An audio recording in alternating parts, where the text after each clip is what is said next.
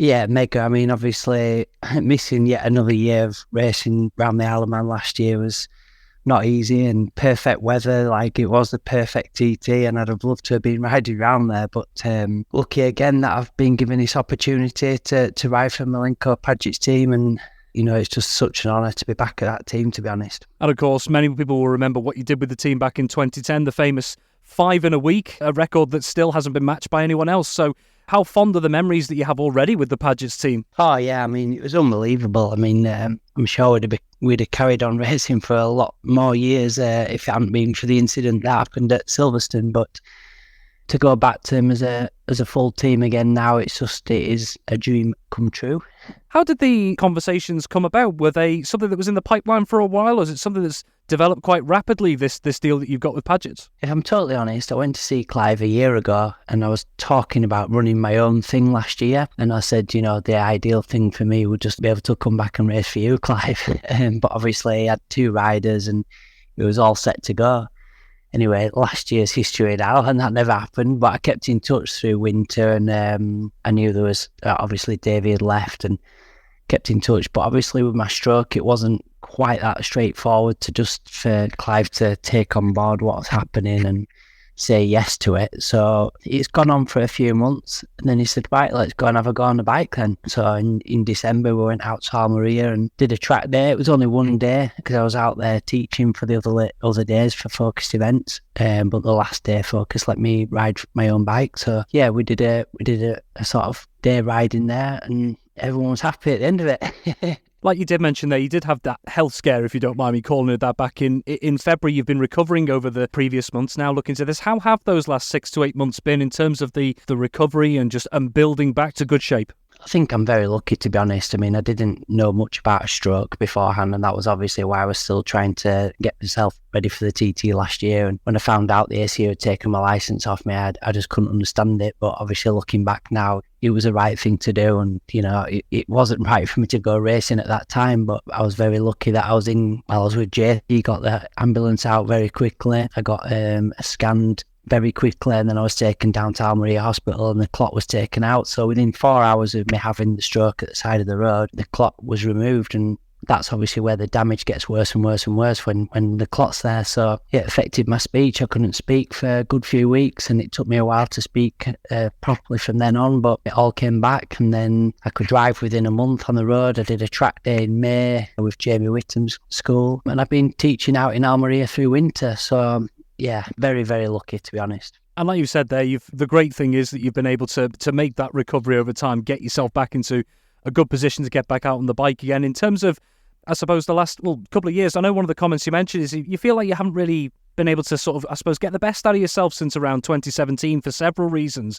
How much would it mean to you to get that nice, good running going into TT this year? Yeah, I mean, nobody will really know, but the injuries that I had from 2017 were bad. My leg was, it was different parts of my leg, to be fair, but the top half of my leg was smashed to bits, my femur. I had to have my ankle removed. So then I was 30 millimetres shorter. So then the tibia that hadn't actually been damaged in the crash got broken so that they could lengthen my leg. So I had to lengthen my leg again. And I signed for Honda through the winter and literally had my frame taken off. I think it was about 10 days before the Northwest. So I was on a crutch for the Northwest and the TT, and it wasn't ideal. And then going into 19, I had the crash at the 11th milestone in the first night of practice. So the whole of the 19 TT was sort of written off.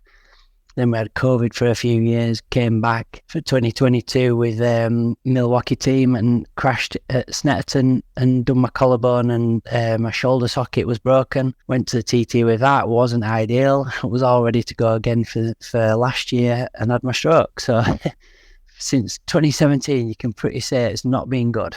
That's obviously the last couple of years, but I suppose going into 2024, it's not just the TT. Of course, you'll be competing at the likes of the Northwest 200. That's the plan. Does it feel like this calendar year maybe is a chance for you to start afresh almost? Yeah, definitely. I mean, we've sat down with Clive and we've gone through the calendar and what we can and can't do before the Northwest. We've got plenty of dates we can do. We're going back out to Estoril in the beginning of January for another track day. We've got a lot of stuff organised before the Northwest, and obviously then we've got the Northwest to go at and then the TT. So I've never stopped training. Obviously, I've not trained as if I was going into a season, but I've never stopped training. I'm hopeful that we can be in a good position. And the main thing for me with Clive's bikes, you can just get on the bike and ride the bike. And this is something that I have lacked a little bit over the last few years when I've been riding bikes. Struggled a bit with electronics and stuff. We've had to be in and out and changing stuff. And, it's not really done me any favours. I need to get to the TT, come out in the first night of practice, do 2 laps, not be coming in, get on another bike, do 2 laps. I literally need to be doing however many laps we can do every night. I need to be out there doing those laps. I don't need to be breaking down. I don't need to be having any problems. And, it's down to me to get my speed back. And, there's not many people that have done the speeds that I've done. So I don't really see why I shouldn't be able to get back to there. Obviously, I did 1:33 standing start nearly 8 years ago now. I'd like to think I could get at least back to that, which is the 5th fastest lap ever at the TT. And then obviously if the weather's with us like it was last year, then, who knows where the times will be again. But, I just want to get myself back there and be at the front of it again and be there competing for the win. That's the only reason I go to the TT. I love to try and win it. And hopefully that's where we'll be. If not, that's the end of my career.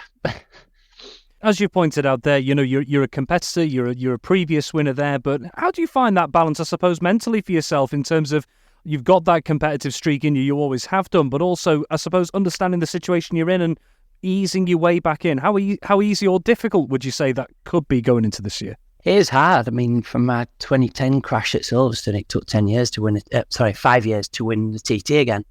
So it's nearly 8 years since the 2017 race that I won. So, I know it's not going to be easy, and I know it'd be a miracle to try come and win it in our first year. But as long as I can prove that I'm in a position to go on the next year, stay with the same team, keep everything the same, and move forward with it. I'm not expecting to go and win it first time out, but if I can prove that I can get back to where I was and we can go on from there, that is exactly what I need to be doing, because I am only coming there to win it. So if we're miles away, then, I will accept that and realise that it's not for me anymore.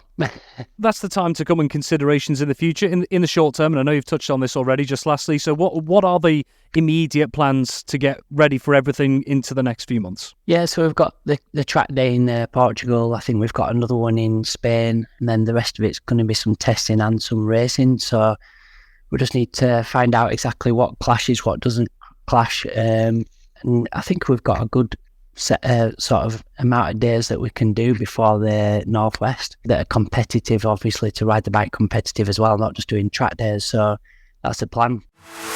Thank you for having the stamina to make it to the end of the Manx Radio Sportscast. You're clearly someone who has their eye on the ball at all times. Want to hear more about the latest sporting news across the Isle of Man and much more? Then might I recommend you take the plunge and subscribe to this series or a wide range of Manx Radio podcasts at your favourite podcast provider, so that, in a flash, all of our finest moments take a winner's place on your smartphone. Thank you.